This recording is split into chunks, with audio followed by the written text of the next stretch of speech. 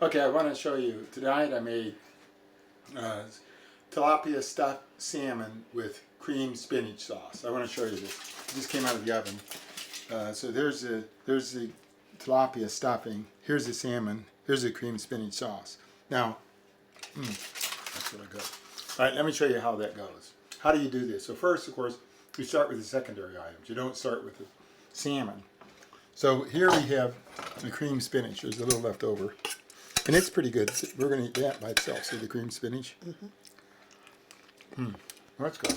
Now, here's how that was done. A little bit of water in the bottom of the pan. Just hardly any. Just cover the bottom.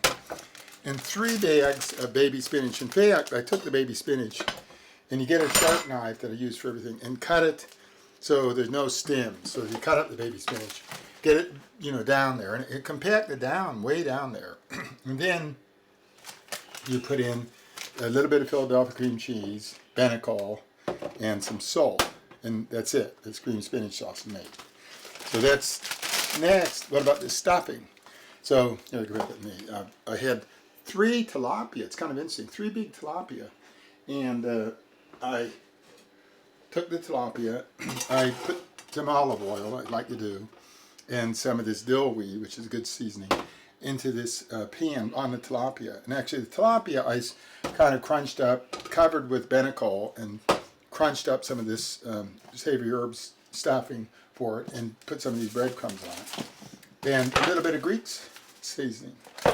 All that went in the tilapia. I cooked them all 3 right here. And then when they were done, I crunched them.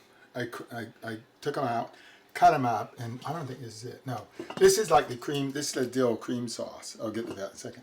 So the tilapia went in here, got cooked. I cut it up, and then I took about 1/3 of this in another pan, probably this pan, actually, one of those, and I put the stuffing in there and the cut up tilapia. So the tilapia, which I'll show you right here, this is the tilapia. This is the tilapia stuffing. That's 50% tilapia. That's wonderful. Yeah, the stuffing itself is good. Okay. So then you make this beautiful stuffing. And then you take your salmon itself. These are each salmon. And I seared them in one side. It had the skin on, but I seared them in one side with this usual thing, giving them some egg, a broken egg, and put some breadcrumbs on it, and seared the other side, and put this in. So you get the Bertolli. Same mix a little bit. I think you're getting too close. So I put some of that in, seared it, flipped it over, fire alarm went off, but that's all right. And then scraped the skin off, put some more, I took some butter, like this, smeared it on, dill weed, and more of this, more breadcrumbs and so forth. This is this salmon cooking here. Take one of those out, do another one. So I did 2. See, there's one bigger and one little one. Then how do you get the stuffing in here? Because the stuffing is hard to do. So I took the salmon and put it on a flat plate over, say, I think this flat plate here, or maybe it was regular plate. And again, the good knife, and I sort of sliced down through the salmon. Okay, it was kind of difficult, but you can cut it in half, but keeping it intact. And then the stuffing went in. You can see the stuffing right inside the salmon here. See it right there? Okay, back up here.